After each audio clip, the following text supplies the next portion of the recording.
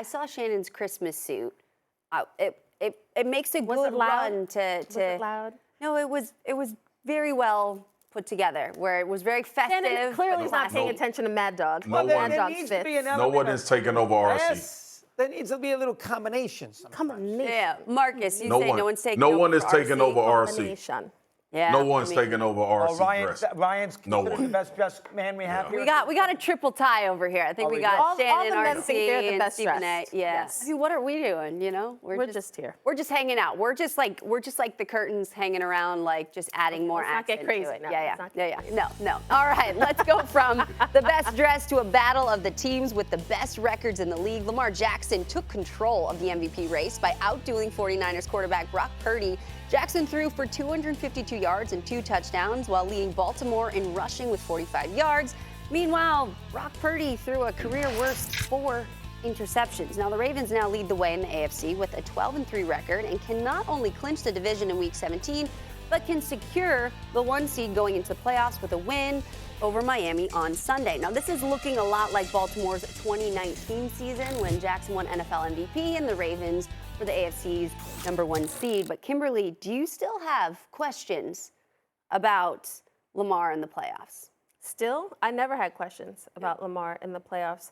I know Doug is probably going to hit me with some back in the day stats from like 1820 or something like that, but I'm going to stay in the present because what I see in the present is a different guy. Now, I spent time in Baltimore last week sitting down with Zay Flowers. We talked about Lamar, and I talked to people in that organization from top to bottom about the difference in Lamar. He is playing free. He's back to playing with a clear mind, and he's having fun. The contract situation last year, that in the offseason, that weighed on him. All of that is gone. The pressure is gone. He has weapons now. So when we talk about his MVP season from 2019, unanimous MVP selection, the dude has weapons at wide receiver. He throughout his career, he's been asked to do more with less, and now he's got the bag, he's got the roster. And the best thing about Lamar this season is that he has elevated his game to the point of it is not, people think, oh, well, he's just going to run the ball. He's going to tuck it and run. No, he's not. He's using his legs to buy time to beat you downfield. He is literally scoping out the scene, figuring out how can I beat you when you think I cannot. And that's what I love about Lamar. All the questions that the goalposts with this kid keep moving. And every time he's answered the call. So I don't have any doubts about Lamar. I don't have any doubts about this Ravens team. Like I said, preseason, I picked them to win the Super Bowl. So I'm good on Lamar. Well, listen, in all sports, there is a regular season performance level and there's a postseason performance level. A perfect example, I'll bring up the baseball, is Clayton Kershaw, who is a great 3-time Cy Young Award winner. He's got an ERA of 2.48. He's got an ERA of 2.48 in the regular season. His ERA in the postseason is 4.45. And he's going to the Hall of Fame. And he is one of the great pitchers in the history of the sport. Yet in the postseason, he can't pitch. And he's had 1 million starts. Now, listen, until Lamar does it in the postseason, can we put the brakes on just a bit? He's going to win the MVP, deserves it. And I'll give him a little break as far as a couple of those games in postseason play. Last year he didn't play. He's 1-3 in the postseason. His quarterback rating is not great in the postseason. And this year, there is a huge boulder on that franchise's back. That AFC is very wide. They should win the AFC. They're going to have 2 home games. They're going to have a bye. Mahomes and the Chiefs are off. Buffalo's going to have to be on the road. Nobody believes in Miami on the road in a big game. Let's be honest. Should Baltimore, and don't you think that Baltimore is the odds-on, clear-cut favorite to get out of the AFC? I did. All right, so you have a quarterback who's never won one playoff game. He's walking into a big situation. All the pressure in the world's on him. Can I see him win a couple of games in the postseason before I can possibly say that I have no qualms whatsoever when he's never done it before? Can I see a couple wins? Okay, I'm going to let you Marcus? marinate, No. Marcus. Why can't I? Why can't I? You don't need to see him. You don't need to see him. Because Kmart just eloquently told you that the team around Lamar Jackson is better than they were when you started talking about this damn 1-3 record in the playoffs. Man, dog, he has the best defense in the league. Okay? He has way better weapons than he's had in those playoff runs. Mad Dog, can we surmise that the only reason why the Ravens made it to the damn playoffs is because Lamar Jackson was on the team? Can we say that? We saw Greg Roman run the offense that was not the right offense in order to take him into the playoffs to have a tremendous amount of success. Hey, man, I just want you to be optimistic. Okay? Can we have optimistic Mad Dog today? I don't want the negative Mad Dog. I think this iteration of Lamar Jackson and the Baltimore Ravens is the best team he's been on since he's been there. And you know what they've done since he's been there, Mad Dog? Won a lot of games, okay? The playoffs are different this year, to your point.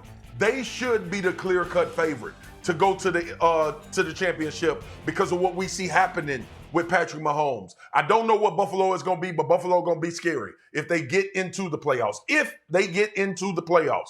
But Lamar Jackson and this Baltimore Ravens team is the best team in the league, and they the best team in the AFC. And the reason why I don't have questions about Lamar Jackson, because Lamar Jackson now is playing in a very similar offense to the one that won him the Heisman Trophy when he was in Louisville. This is familiar to Lamar Jackson. He's got on the same page with Zay Flowers. He's doing this without Mark Andrews. They just beat the hell out of the San Francisco 49ers without Mark Andrews. Okay? Mad Dog, be optimistic today. Don't be a hater. Let the man say no. Say no, Mad Dog. Say no, I do not have questions because I have this whole season to tell you why I don't have questions. We can do that. It's okay. It's okay. And this is love coming from me, my brother, not mad. We love Mad Dog. But before you scribble down another note from the 1800s, here's my thing. We didn't, you're sitting in Stephen A's chair right now. Did we have questions about you? Would you be able to rise to the occasion on this particular Wednesday? I mean, we're looking at your body of work, right? Throughout the season. You know what, Mad Dog, he's engaging. He gives us facts. He gives us knowledge. Every Wednesday, we are enlightened.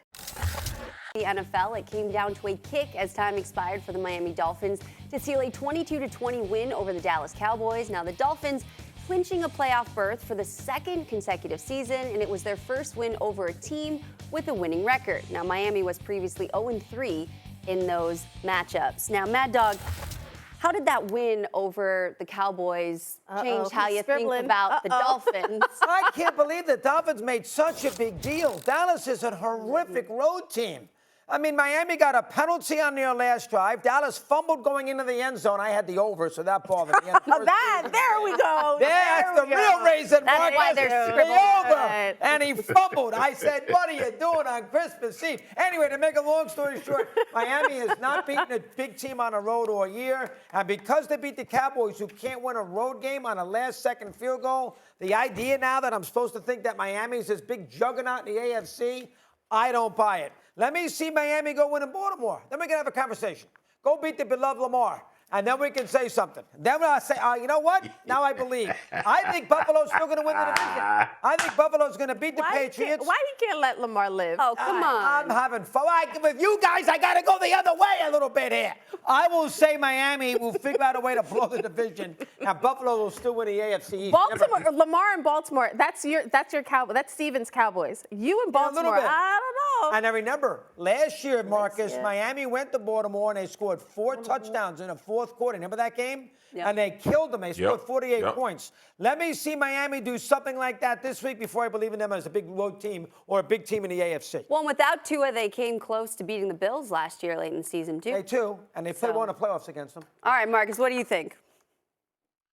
Yeah, my perception changed because of the defense. I think the defense is getting better. I still agree with Mad Dog. I'm not calling the church saying we need to have an extra service on Sunday because they beat Dallas on the road. But I do believe Vic Fangio and this defense is starting to get to a point where they are starting to make enough plays to give you a little bit of reservation about if this offense is not having a phenomenal day or putting up great numbers. Jalen Ramsey has been phenomenal. This pass rush, Bradley Chubb is starting to show up in games. Van Ginkel, these guys are playing well on that side of the ball. And this was the idea when they went and got Vic Fangio. Because if you remember last year, K. Martin, Mad Dog, this team had to blitz so much that they got scorched a lot last year based on having to do that to try to create pressure on quarterbacks. See, we're getting to a point in the season now where we're trying to figure out where you're trending, right? Like for us, San Francisco and Baltimore have been a consistent team all season long.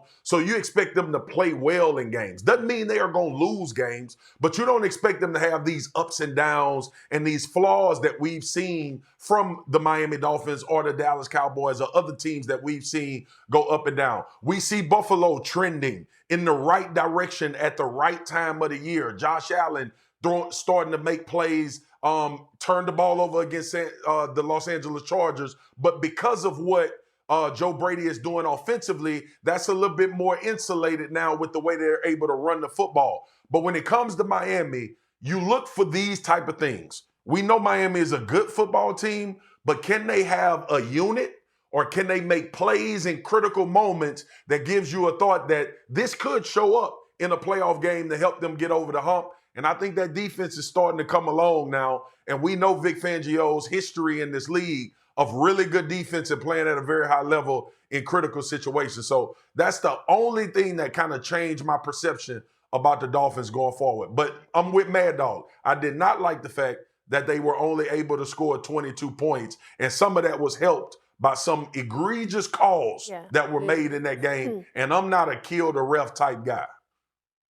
So that game, you had one bad road team. You had one team that's not good against good teams. Somebody had to win, and the Dolphins won by a field goal. No, I agree with Mad Dog.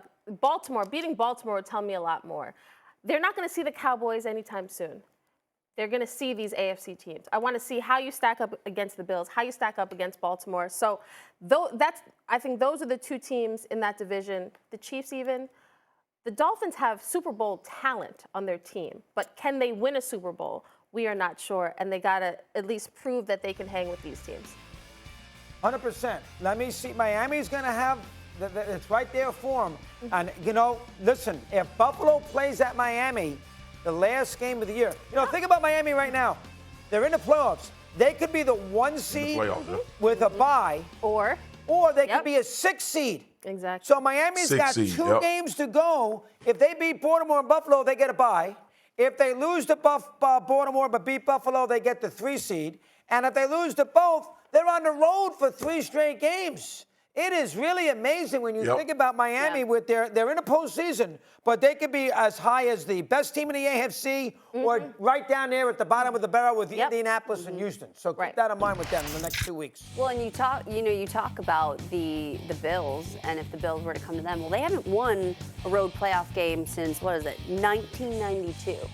So the Bills haven't won a road playoff game, and so you almost want them playing in Miami. Get a little bit of that momentum going, but you also want that consistency elsewhere. Yeah. And remember, Miami has not won a playoff game. Miami, Marcus, not to interrupt you, I'm sorry, but Miami has not won a playoff game since 2000. So that franchise, it's been 23 years. You would think, really, that they have won a playoff game. I've been alive. That is shocking, guys. People don't realize that. That is shocking. Yeah. Yep. Mad Dog, I think to your point, like this is an interesting thought that I had when you start talking about Buffalo. We had critical mass with both of these teams, right? Think about where Buffalo is. Buffalo has been kind of lurking around being the team we thought that was going to come out of the AFC and make a Super Bowl run and get there based on past performances and Josh playing at a very high level. The inconsistency is what has cost them. We look at Miami. They got to make a decision on Tua this year.